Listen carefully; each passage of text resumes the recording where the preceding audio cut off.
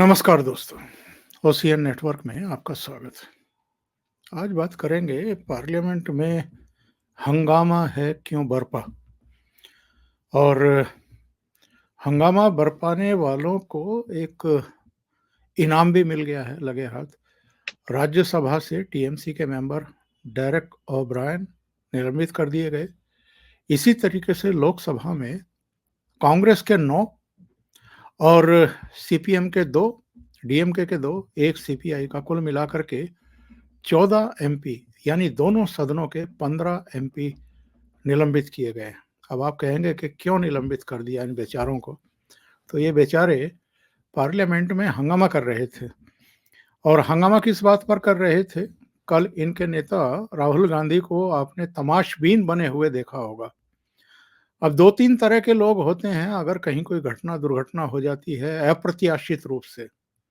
एक तो वो होते हैं जो उसे हैंडल करने के लिए आगे पहुंचते हैं, लीड करते हैं और उसके बाद सब उसकी प्रशंसा करते हैं कि भाई देखिए संकट के समय भी वो लीड करता हुआ दिखाई दिया और सदन के प्रति और देश के प्रति एक जिम्मेदारी का भाव दिखाया। दूसरे वो होते हैं कि बड़ी से बड़ी घटना हो रही हो, कहीं आग लग रही हो, दंगा हो रहा हो, फसाद हो रहा हो, अपनी बालकोनी में आकर के खड़े हो जाते हैं और तमाशा देखते हैं। तीसरे वो हैं जो भाग खड़े होते हैं ऐसे टाइम पर पूंछ दबा करके। तो कल सदन में हमने राहुल गांधी को तमाशा देखते हुए देखा, खड़े होकर के वो अपने जो जिसको ग्रामीण क्षेत्रों में कहते हैं कि ढूंगे पर हाथ रख करके वो तमाशा देख रहे थे कि हो क्या रहा है। हालांकि उनकी एक प्रवक्ता और उनकी बड़ी कट्टर समर्थक या चापलूस कह लीजिए सुप्रिया श्रीनेत ने कहा कि ये देखिए निडर लीडर जो बिल्कुल भयभीत ही नहीं है और वहां पर खड़े हुए हैं। तो मैंने अपने प्रोग्राम में उस समय सवाल भी खड़े किए थे कि या तो उनको पता था कि कुछ बड़ा होने वाला नहीं है या कुछ ऐसा बम फूटने वाला नहीं है या गोलीबारी नहीं होने वाली है, या फिर वो कुछ सोच समझ ही नहीं पा रहे थे कि हो क्या रहा है। क्योंकि कई मेंबर ऑफ पार्लियामेंट ने तो आगे बढ़ करके उनको दबोच लिया, उनकी छिताई की, उसके बाद उठा करके उनको सुरक्षा बलों के हवाले कर दिया। तो एक तो हम जरा ये समझने की कोशिश करेंगे कि ये पार्लियामेंट में फिर से इन्होंने सिक्योरिटी इश्यूज को लेकर के, सिक्योरिटी ब्रीच को लेकर के हंगामा खड़ा करना शुरू क्यों किया है, जबकि ऑलरेडी स्पीकर आदेश दे चुके हैं, एजेंसियां अपना काम कर रही हैं, धरपकड़ शुरू हो चुकी है, इसके पीछे मास्टरमाइंड कौन है ये भी पता लग ही जाएगा, फिर भी ये पार्लियामेंट को क्यों नहीं चलने दे रहे थे। इसके अलावा जो हाल में रिजल्ट आए हैं, जो कैश कांड हुआ है और जो आने वाली राजनीति है, उस पर भी जरा चर्चा करेंगे। मेरे साथ आपके जाने पहचाने चेहरे और बहुत ही कहना चाहिए कि महीन विश्लेषक सुमित जैन साहब जुड़ रहे हैं। तो जैन साहब से जुड़ करके चर्चा को बढ़ाते हैं आगे। जैन साहब, बहुत आपका स्वागत है। नमस्कार। नमस्कार सर। जैन साहब, जो कुछ आप होते हुए देख रहे हैं, कल तो जो भी सिक्योरिटी ब्रीच हुआ है सभी हतप्रभ थे कि 22 साल पहले पार्लियामेंट पर अटैक हुआ, उस समय सिक्योरिटी मेजर्स लिए गए, जो भी उपाय होने थे वो किए गए, लेकिन नई पार्लियामेंट में इस तरीके से ये सिक्योरिटी ब्रीच कैसे देखते हैं इस पूरे घटनाक्रम को? उसके बाद फिर आते हैं जो हमें पॉलिटिकली उसके अब इम्पैक्ट देखने को मिल रहे हैं। ओंकार जी, पहली बात तो ये है कि आपको मालूम है मैं चाइना में रहता हूँ। चाइना में भी यहाँ पर सोशल मीडिया पे और मीडिया पर ये पार्लियामेंट अटैक को दिखाया गया, उछाला गया और वही चीज करी जो जो राहुल गांधी एंड पार्टी हमेशा ही चाहते हैं कि मोदी जी का नाम खराब हो, भारत का नाम खराब हो, कहीं इज्जत में डेंट पड़े। जो इतनी बढ़ता हुआ कदम है या हमारा जो एक स्टेटस है वर्ल्ड में, वो कहीं ना कहीं डेंट हो। मुझे दुख हो रहा था कि वही सारी फोटोज यहाँ पर उछाली गई और कई जो मेरे यहाँ पे जानकार है उन्होंने बोला कि इज दिस डेमोक्रेसी? इससे अच्छा तो कम्युनिज्म है। यहाँ पर परिंदा भी पर नहीं मार सकता। तो इस बात का मुझे दुख हुआ कि जिस कंट्री में मैं रहता हूँ यहाँ पर हमारे देश की ये चीजें उछाली गई। जो हुआ वो अच्छा नहीं हुआ, कराया गया है, स्टेज्ड है, वो सारी चीज़ें जब हम डॉट्स को जोड़ते हैं, तो हमें पता लगता है कि इट वाज़ स्टेज्ड, किसी ने करवाया है। जैसे आपने बोला कि 22 साल पहले इसी ही दिन यहाँ पर हमारे ओल्ड पार्लियामेंट में अटैक हुआ था।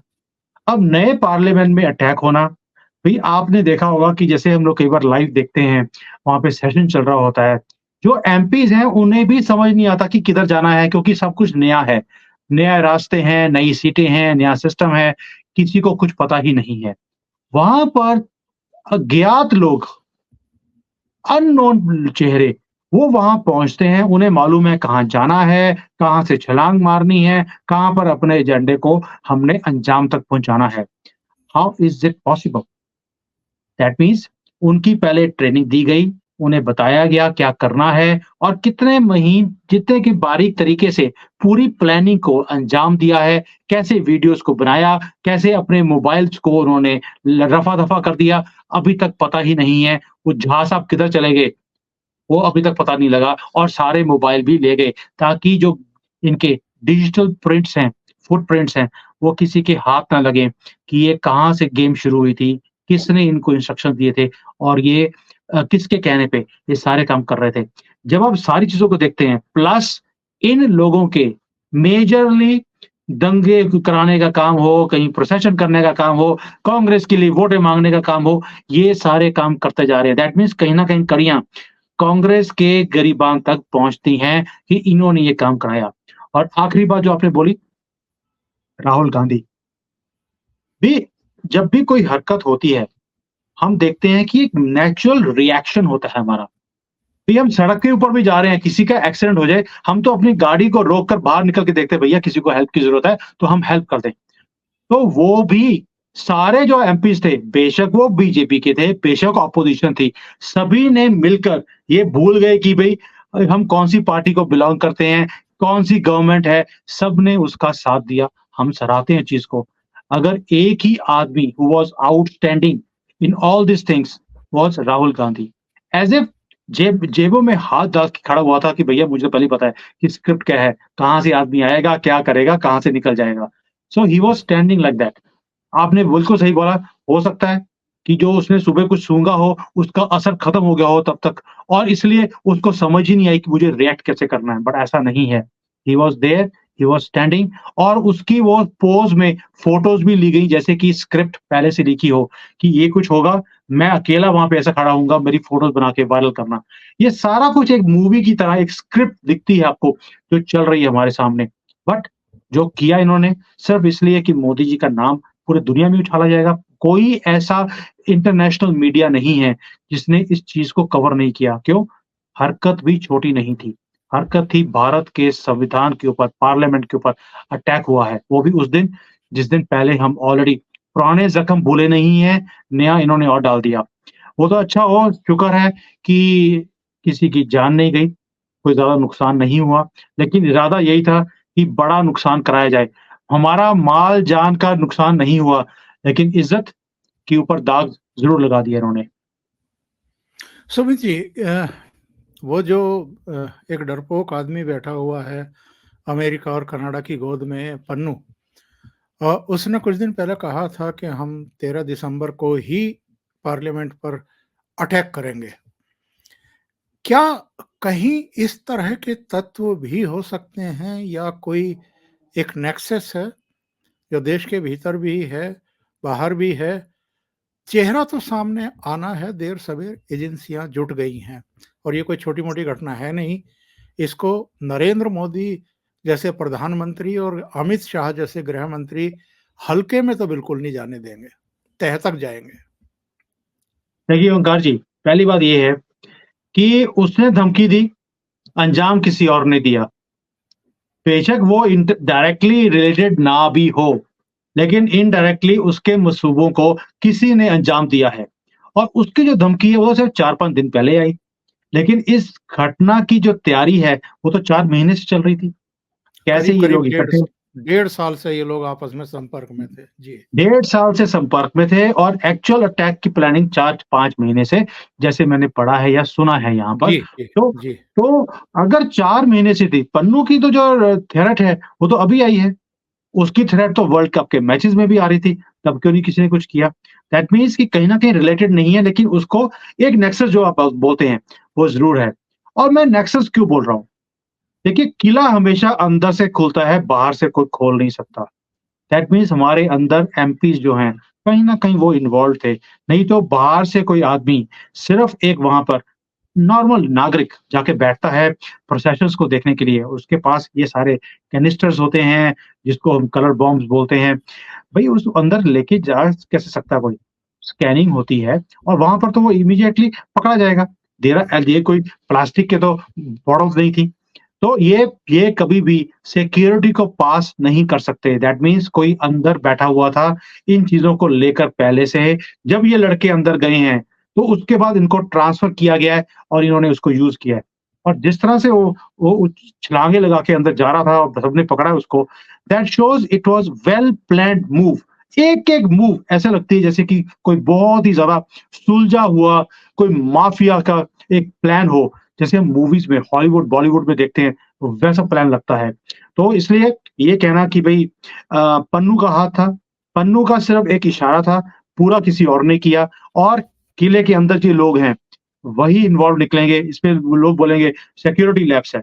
It is not a security lapse. ये किसी ने अपनी आत्मा को बेचा है और कुछ भी नहीं। और जिस तरीके से अगले ही दिन यानी बृहस्पतिवार को दोनों सदनों में हंगामा किया गया, इसको इश्यू बनाने की कोशिश की गई। इसके बावजूद के स्पीकर ने भी बताया और जो सभापति हैं राज्यसभा के, उपराष्ट्रपति जगदीप धनखड़, उन्होंने भी कहा कि पार्लियामेंट की सुरक्षा का जिम्मा सरकार का नहीं होता है। ये तो जो लोकसभा सचिवालय है, उसकी ज़िम्मेदारी होती है, उसी के अधीन ये सारी सिक्योरिटी होती है। इसके बावजूद जिस तरीके से मोदी सरकार पर अटैक किए जा रहे थे, नारेबाज़ी की जा रही थी, अमित शाह से इस्तीफ़ा देने की माँग की जा रही थी, ये शो करता है कि ये लोग इतने गंभीर मुद्दे पर भी पॉलिटिक्स करने पर आमादा हैं। ओंकार जी, पहली बात ये है, this is nothing nothing new. जब भी पार्लियामेंट सेशन होता है, उससे पहले कोई ना कोई रिपोर्ट आती है, जो इनको फ़ेवर करती है, जिसके ऊपर ये हंगामा करते हैं। कभी अदानी हो गया, कभी रिलायंस हो गया, कभी वो किसी और मुद्दे के ऊपर कुछ ना कुछ आता रहता है और आता भी 2 या 3 दिन पहले ही है। उसके बाद ये जो पार्लियामेंट सेशन होता है, उसे करने ही नहीं देते, ताकि ना तो कोई बिल पास हो, ना कोई कार्य हो और इनकी जो अचीवमेंट्स हैं मोदी जी की, वो कम होती जाएँ। लेकिन इस बार कोई मुद्दा मिला नहीं, जो मिला भी वो इतना ज़्यादा स्ट्रॉन्ग नहीं था, जिसके कारण ये गवर्नमेंट को घेर सकते थे। गवर्नमेंट ने इनको घेरा हुआ था अच्छी तरह से, इलेक्शंस हारे हुए थे, थके हुए, हारे हुए चेहरे लेकर ये पार्लियामेंट में पहुँचे हैं और उसके बाद इन्होंने एक ऐसा षड्यंत्र रचा कि भई हमें मुद्दा मिले ताकि हम पार्लियामेंट सेशन होने ना दें। भई अब एक चीज़ मुझे समझ नहीं आई पूरे सिनेरियो में। राहुल गांधी जनरली आपको पार्लियामेंट के अंदर दिखते नहीं हैं और ज़ीरो आवर में तो कभी होते भी नहीं हैं। क्योंकि वो बोलते हैं कि मैं खुद इतना बड़ा ज़ीरो हूँ, तो मैं ज़ीरो आवर में आके क्या करूँगा? कहीं मैं वहाँ पे एक्सपोज़ ना हो जाऊँ। तो इसलिए ज़ीरो आवर में राहुल गांधी का होना अपने आप में एक बहुत बड़ा सवाल पैदा करता है कि पिछले 20 सालों में तो हमने देखा नहीं इसको, कि कभी भी वहाँ पहुँचा हो। अभी क्यों? इसी वक़्त क्यों? और जैसे वो फ़ोटो सेशन के लिए खड़ा है वहाँ पर, कि मैं डट के खड़ा हूँ। तो ये सारा कुछ बताता है हमें कि ये प्लान्ड है कि हम ऐसा कुछ करेंगे ताकि उसके बाद पार्लियामेंट सेशन को हम होने ही नहीं दें, ताकि कोई चीज़ पास ना हो, क्योंकि इन्हें डर लगा रहता है हमेशा ही। कहीं यूसीसी ना आ जाए, कहीं एसीसी ना आ जाए, कहीं कोई और लॉ ना आ जाए, एनआरसी ना आ जाए, तो इनको वो डर के कारण ये काम होने नहीं देते और ये इनसे एक्सपेक्टेशन भी है। इसलिए मैं लोगों को बार-बार बोलता हूँ, 24 के इलेक्शन आ रहे हैं, इनको इनकी संख्या इतनी कम कर देनी चाहिए ताकि ये हड़कंप कर ही ना सके और जैसे आपने पहले बोला कि 14 लोग लोकसभा से, 1 राज्यसभा से, उनको डिस्क्वालीफाई कर दिया है इस सेशन के लिए। आपको याद होगा जो काम हम शायद बचपन में हमने देखा लोगों को करते हुए, मैंने तो कभी किया नहीं है, क्योंकि इनकी तरह मैं आउटस्टैंडिंग स्टूडेंट नहीं था, जो क्लास के बाहर खड़े रहते हैं, हम उनको आउटस्टैंडिंग स्टूडेंट बोलते थे हमेशा ही। तो मैं इतना आउटस्टैंडिंग था नहीं इनकी तरह। ये वही हरकतें कर रहे हैं कि क्लास में किसी से गाली-गलौज कर लिया, तो टीचर बोलती थी, "क्लास के बाहर जाके खड़े हो जाओ।" कानों को हाथ लगा के, वही हाल इनके साथ हो रहा है। लेकिन इन्हें शर्म ही नहीं आती है कि अभी आप बच्चे नहीं रहे, अभी आप स्कूल में नहीं हैं, यू हैव ग्रेजुएटेड, अभी आप पार्लियामेंट में बैठे हैं, दुनिया देखती है आपको, लेकिन हरकतें वही हैं जो बचपन वाली थी। शायद जैसा लीडर है, जो 52 इयर्स की हो गए होने के बजाय बीच में डॉट है, 5.2 इयर्स का लगता है वो, वैसे ही उसके फॉलोअर्स हैं, वही हरकतें करते हैं। और शायद जो स्पीकर साहब ने किया, अच्छा किया कि उठा के इनको बाहर खड़ा खड़ा कर दिया कि भैया बंदे के पुत्र बन जाओ, वरना तुम्हारे साथ हमेशा ऐसे ही होगा, तुम आउटस्टैंडिंग ही रहोगे। और ये राहुल गांधी ने अभी हाल में 4 देशों की यात्रा भी तो रद्द की है। कहीं ऐसा तो नहीं है कि दिमाग में ये हो कि अब यहाँ ज़्यादा महत्वपूर्ण काम होने वाला है, तो मैं वहाँ 4 देशों की यात्रा में जाके क्या करूँगा?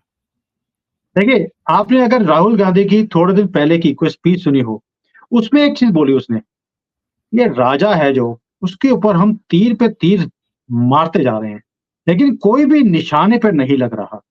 हम कोई भी तीर डालते हैं, कोई असर ही नहीं हो रहा। दैट मीन्स हम राजे के ऊपर जो तीर मार रहे हैं, वो गलत डायरेक्शन में मार रहे हैं। आपने ये सुना होगा। अब इसका मतलब क्या है? मतलब ये है कि हम इतना कीचड़ उछालने की कोशिश करते हैं, मोदी जी की इमेज को खराब करने की कोशिश करते हैं, कुछ होता ही नहीं है। अब इन्होंने क्या किया है, एक बड़ा प्लान्ड सिस्टमैटिक एक स्टेटमेंट्स देनी शुरू कर दी।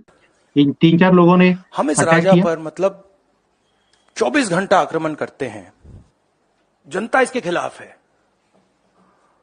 कुछ होता ही नहीं है। जितना हम इस पे आक्रमण करते हैं, ऐसा लगता है कि हम गलत जगह मतलब तीर मार रहे हैं। जिस चीज़ की चर्चा अभी सुमित जैन जी कर रहे थे, मैंने उसका वीडियो प्ले किया। जी। तो सर जो ये तीर मार रहे हैं, तीर किसके ऊपर मार रहे हैं? कि जो मोदी जी के स्ट्रेंथ्स हैं, हम उसके ऊपर तीर मारें। आपने देखा होगा कि 19 के इलेक्शन में राहुल गांधी ने इंडिया टीवी वालों से पूछा था कि मोदी की स्ट्रेंथ क्या है? उन्होंने बोला मोदी की स्ट्रेंथ है कि इसके ऊपर करप्शन का कोई दाग नहीं है, कोई दाग लगा नहीं सकता और इनकी इमेज बहुत क्लीन है। तो राहुल गांधी की स्टेटमेंट है, अब मैं इनकी इसी इमेज को ध्वस्त करूँगा और फिर ये लेकर आए मुद्दा राफेल का कि चौकीदार ही चोर है। तो अब वो पैंतरा इनका चला नहीं, ये तीर इनका लगा नहीं। इसके बाद इन्होंने देखा कि मोदी जी का मेजर वोटर कौन है? मेजर वोटर हैं 2, वो हैं महिलाएँ और यूथ। अब इस पार्लियामेंट में जैसे ही ये अटैक हुआ है, स्टेटमेंट क्या आई कि बेरोजगार लोग जो थे, मोदी जी की पॉलिसी से तंग आकर उन्होंने ये अटैक किया है, ये हिम्मत करी है। क्या आप सोच सकते हैं कि एक बेरोजगार आदमी कुछ और करेगा, प्रोसेशन करेगा और जो लोग वहाँ पर ये 4 और 5 लोग जो वहाँ पे नारेबाज़ी कर रहे थे, क्या उन्होंने एक बार भी बोला कि हमें रोज़गार दीजिए, हम मर रहे हैं, हमारे पास जॉब्स नहीं है? किसी ने कुछ भी बोला नहीं।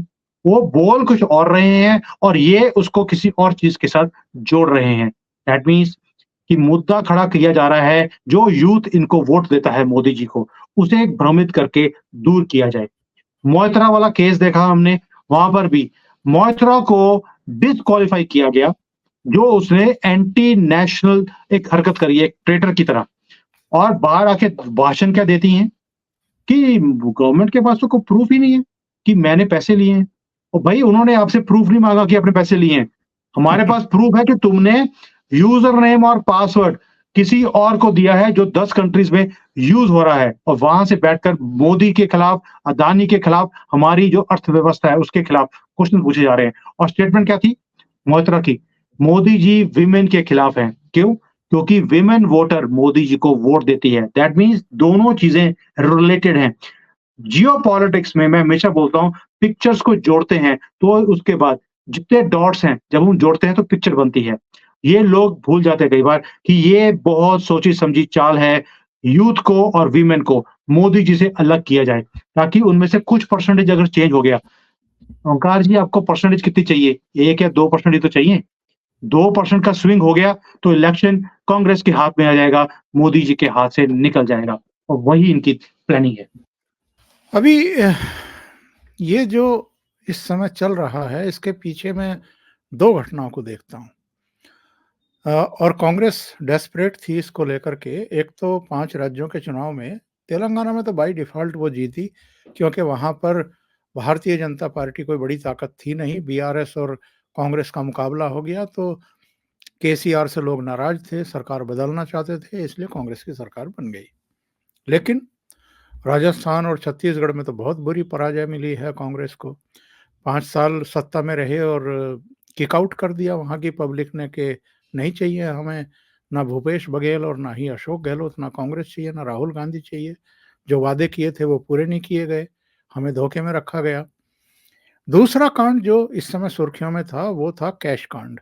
इनके राज्यसभा के सदस्य धीरज साहू के यहाँ 351 करोड़ तो कैश बरामद हुआ है।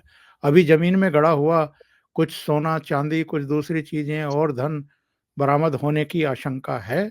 शायद उसकी खुदाई-वुदाई भी शुरू होने वाली है। तो ये गलत कारणों से इस समय मीडिया की सुर्खियों में थे। और ये जो पार्लियामेंट में हुआ है, इस पर इन्होंने हल्ला इसलिए काटा है ताकि उन दोनों चीज़ों से किसी तरीके से ध्यान डाइवर्ट किया जाए पब्लिक का। नंबर 3 जो मैं समझता हूँ, छत्तीसगढ़ को एक आदिवासी वनवासी मुख्यमंत्री बना दिया, दे दिया बीजेपी ने।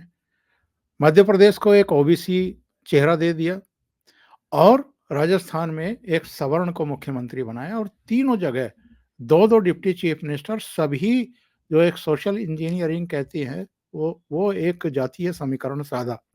चौथा कारण जो मेरी समझ में आता है, सुमित जी, आप भी इसको शायद रेखांकित करेंगे। पिछले कुछ समय से हम देख रहे थे कि ममता बनर्जी, नीतीश कुमार, अखिलेश यादव, ये सब नाराज थे इंडी अलायंस में जिस तरीके से कांग्रेस ने अपनी मनमानी शुरू कर दी थी। तो इन्होंने एक इसको अवसर के रूप में लिया, जो कुछ ये सिक्योरिटी ब्रीच हुआ, और उसके तुरंत बाद अब मल्लिकार्जुन खड़गे ने बैठक बुला ली और बैठक बुला करके कहा कि हम राष्ट्रपति से टाइम मांग रहे हैं। यानी ये मीडिया का फोकस जो है वो अब इस पर कर देना चाहते हैं, और जो रूठे हुए इंडिया अलायंस के नेता हैं उनको भी इस बहाने एकजुट करके मनाना चाहते हैं। हम्म, बिल्कुल सही कह रहे हैं आप। जो ऑपोजिशन कर रही है सर, मैं पहले बोला आपको, हर चीज एक प्लान्ड स्ट्रैटेजी के साथ एक-एक कदम चला जा रहा है। जैसे आपने बोला कि साहू वाला केस आप सोच के देखिए, मैं दाद देता हूँ गवर्नमेंट की भी, भई जो कैश मिला आपको, वो 300 साढ़े 300 करोड़ रुपए था। वो 5-6 दिन तो लगा रहा कि इतनी मशीन लगाने के बाद भी वो 300 साढ़े 300 करोड़ आपसे काउंट ही नहीं हुआ। दैट मीन्स इतनी बार वो फ्लैश हुआ है, 24 घंटे पीआर मिली है, टीआरपी मिली है कि इतना कैश भी किसी के पास हो सकता है। अभी तो जो सोने की ईंटें निकलनी है, जो थोड़ी-सी दिखाई है, बाकी दबी हुई हैं, वो भी निकलेंगी। जब वो पूरा का पूरा महल एक सोने के ईंटों का बन के सामने दिखेगा, उसके बाद लोगों की आँखें खुलेंगी। उससे भ्रमित करने के लिए, लोगों का अटेंशन डाइवर्ट करने के लिए ये किया गया है। We understand that. बट मुद्दा सिर्फ ये नहीं था कि हमारी इमेज डेंट हुई है, इसका क्या करें? ये था कि मोदी जी की इमेज को भी डेंट देना है, कि ताकि 24 तक, ये तो शुरुआत है। मैं बार-बार अपने चैनल पे बोलता हूँ लोगों को, 24 के इलेक्शन से पहले महाभारत की कोई ऐसी चीज़ नहीं है, कोई ऐसा जो हमने सुना है, कोई चीज़ छोड़ी नहीं जाएगी और ये बढ़ता जाएगा। एक मेरे यूज़र हैं, सब्सक्राइबर हैं, उन्होंने बोला मुझे कि सुमित जी, आपको लगता है ये सबसे निचले स्तर पर कांग्रेस पहुँच चुकी है? आई सेड नहीं, ये निचले स्तर का जो एक ही कदम है। अभी और कितना नीचे जाएगी ये आपको अंदाज़ा भी नहीं है, क्योंकि इन्हें भी मालूम है 24 के इलेक्शन में they do not stand a chance against Modi ji. इसलिए ये सब कुछ करेंगे, आपके पार्लियामेंट के सेशन को नहीं चलने देंगे, ये उछालेंगे, अमित शाह जी से बोलेंगे कि आप रिज़ाइन कीजिए। भई अभी तो कल हुआ है, इन्वेस्टिगेशन शुरू हुई है, इसके सारे पहलू निकल के उस जब हर चीज़ अमित शाह जी के सामने आती है, then he comes and says कि भैया ये कुछ हुआ है। अमित शाह को बार-बार फ़ोर्स करना कि आप अभी आके बोलो, क्योंकि उनके पास पूरी इन्फॉर्मेशन नहीं है। और अमित शाह जब बोलते हैं, वो कन्विक्शन के साथ बोलते हैं, प्रूफ लेकर बोलते हैं और बड़े-बड़ों की बोलती बंद कर देते हैं। इसीलिए उनको घेरने के लिए, कि आज तक हमेशा अमित शाह ने हमें घेरा है, अब अमित शाह को घेरने का टाइम आ गया, तो हल्ला करना शुरू कर दो। यही तो गंदगी है जो इन्होंने 75 साल से हमारे देश में फैला कर रखी और अभी भी उससे बाज नहीं आते हैं। इतनी बुरी तरह से लात मारकर छत्तीसगढ़, राजस्थान और मध्य प्रदेश के लोगों ने बाहर निकाला। इवन मणिपुर के अंदर भी, जहां राहुल गांधी खुद जाकर वहां पे खड़े होके बोलता था, ये हमारे लिए करो या मरो की लड़ाई है। तो वहां पर तो करो तो रह गया, मरो हो गया है इनका। वही काम इनका बाकी स्टेट्स में भी हुआ है। तो ये सारी चीज़ें हैं, साहू वाला केस भी है, मोदी जी का नाम खराब भी करना है, वोटर्स को मोदी से दूर करना है। ये सारे मुद्दे जो है आपने बताए, ये सारा कुछ एक एक बुके बनाकर, गंदगी का बुके, ये पेश कर रहे हैं और अब ये उछालेंगे इस चीज़ को। जब तक कि अमित शाह पूरे प्रूफ लेकर सामने नहीं आ जाएँ और प्रूफ को छुपाने वाला काम कितना ब्यूटीफुली किया है देखिए सर। 4 लोग, 5 लोग, किसी का मोबाइल हाथ में नहीं आने दिया। वो आदमी वो वीडियोज़ करता है और वहाँ से भाग जाता है। सब कुछ बंद कर देता है। आपको ये फ़िल्म की स्टोरी नहीं लगती देखने में? और यही चीज़ें हैं जो अभी शुरुआत है। ये पहला पड़ाव इन्होंने किया है इमीडिएटली आफ्टर स्टेट इलेक्शंस। ये उसकी भी वेट कर रहे थे कि 370 वापस आ जाए। उसका भी इनको है कि भैया हमारा वो वाला कार्ड भी फ़ेल हो गया। रीज़न बीइंग 370 की तैयारी ही गवर्नमेंट की इतनी ज़बरदस्त थी कि ये कुछ भी कर नहीं पाए। एक भी लुकूना हमारा जो ये सुप्रीम कोर्ट ऑफ इंडिया है सो कॉल्ड, वो एक भी गलती नहीं निकाल पाया जिसके ऊपर वो उसको रिवर्स कर पाते। पूरी कोशिशें कर ली, पूरे हिंदुस्तान के जजेस भी लगा दिए और वकील भी लगा दिए, तो भी कुछ नहीं हुआ। इसीलिए ये बार-बार बोलते हैं, हम जौन-सा भी तीर मारते हैं मोदी जी की तरफ, वो काम ही नहीं आ रहा। हमें नहीं समझ आ रहा कौन-सा तीर लेकर आए।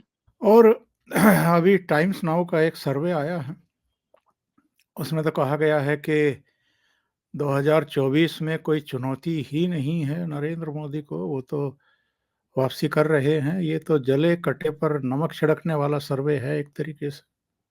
सर, उन्होंने जो नंबर दिया है 335 340 339 का नंबर दिया है टाइम्स नाउ ने। आप देखिए टाइम्स नाउ ही है जिन्होंने राजस्थान हो गया या मध्य प्रदेश हो गया, वहाँ पर ये बोलते थे कि इनकी गवर्नमेंट नहीं आई। राजस्थान में तो बोल रहे थे कि गवर्नमेंट आएगी। मध्य प्रदेश के अंदर इन्होंने बोला था कि इनके 90 और 100 के बीच में सीटें आएँगी। वहाँ पर नंबर कितने आए सर? 150 160 तक चला गया। दैट मीन्स ये 165, 66 चला गया। 165। तो वहाँ पर ये ऑलमोस्ट 50-60% गलती कर गए। अगर हम इनके वही आंकड़े ले लें कि 335 इंटू 60% 50% भी ले लें, तो उसे 450 450 पहुँच जाता है। चलिए हम फॉर आर्गुमेंट सेक बोलते हैं कि 50% नहीं, 25% तो प्लस हो ही जाएगा, जो ये आंकड़े दे रहे हैं, तो भी 400 प्लस हो गया सर। तो उसी की वेट है हमारी भी कि 400 प्लस आए और हम कॉन्स्टिट्यूशन को ही चेंज कर दें। जो गलतियाँ इमरजेंसी में हमारे ऊपर थोपी गई, उसको चेंज करने का टाइम आ गया है और तभी होगा जब ये आंकड़ा पूरा होगा। मैं टाइम्स जो नाउ की जो रिपोर्ट है, उसमें 25% अपनी तरफ से ऐड करता हूँ, क्योंकि इनके आंकड़े 50% से गलत हो ही जाते हैं, तो 25% ऐड करके 400 प्लस का नंबर आप लिखवा लीजिए। और जो अभी ये स्टेट इलेक्शंस हैं, वो भी हमें बताते हैं कि ये लड़ाई है ही नहीं। It looks like a cake walk. Opposition को भी मालूम है ये केक वॉक है मोदी के लिए। इनको इतनी आसानी से हम जीतने नहीं देंगे, इसलिए देश कट जाए, बढ़ जाए, बिक जाए, इनको फ़र्क नहीं पड़ता। इनको सिर्फ तीर चलाने हैं। और यही वजह है कि जो डेस्परेशन है, डेस्परेट दिखाई दे रहा है विपक्ष, जो परेशान दिखाई दे रहा है इस समय, उसकी बड़ी वजह यही है कि उनको जैसे घंटे घड़ियाल बजाए जाते हैं और मंदिरों में जो ध्वनि होती है, वो सब इनके कानों में गूंज रहा है कि मोदी आ रहे हैं तीसरी बार, और तीसरी सर, बार आ रहे हैं, ये इनको परेशान कर रहा है। जी। जो ये कर रहे हैं, हमें मालूम है ये करेंगे, लेकिन देश का नाम क्यों खराब करते हो, उस बात का दुःख है। आपने इस देश में 60-65 साल आपने राज किया है। ये देश अगर हमारा है, तो आप भी इस देश के वासी हैं, आप इस देश को अपना नहीं मानते। लेकिन जब हमारे दुश्मन कंट्री में हमारी ये चीज़ों को उछाला जाता है, तब दुःख होता है। हमारे जैसे लोग, मैं तो बैठा ही दुश्मन कंट्री में हूँ, मेरा मजबूरी है, मुझे मेरा काम है इधर, इतने सालों से मैं सेटल्ड हूँ। लेकिन हम अपने कंट्री का नाम खराब होता हुआ, जो उछलता हुआ जब देखते हैं, वो दुःख होता है और ये समझ भी आता है कि कौन करवा रहा है। और जब कोई भारत की अच्छी चीज़ होती है, यहाँ पर दिखाई नहीं जाती। हमारा चंद्रयान पहुँचा ऊपर, 10 दिन के बाद हल्की सी छोटी सी ट्वीट आया है क्योंकि चाइना में आप ट्विटर यूज नहीं कर सकते। यहाँ मेन स्ट्रीम मीडिया में कोई बात ही नहीं होती है। लेकिन जैसे ही पार्लियामेंट में अटैक आया, आधे घंटे के बाद पूरा यहाँ पर सोशल मीडिया भर दिया गया। यही चीजें हैं जब हमारे अपने घर के अंदर बैठे हुए दुश्मन हमारी ये हरकतें करते हैं, इसलिए इनको नकारना अब ज़रूरी है, ये आपके मेरे हाथ में है। बहुत-बहुत धन्यवाद सुमित जैन साहब। आपने ओशियन नेटवर्क के लिए इतना समय निकाला और हमारे साथ जुड़े कई महत्वपूर्ण मुद्दों पर चर्चा करने के लिए।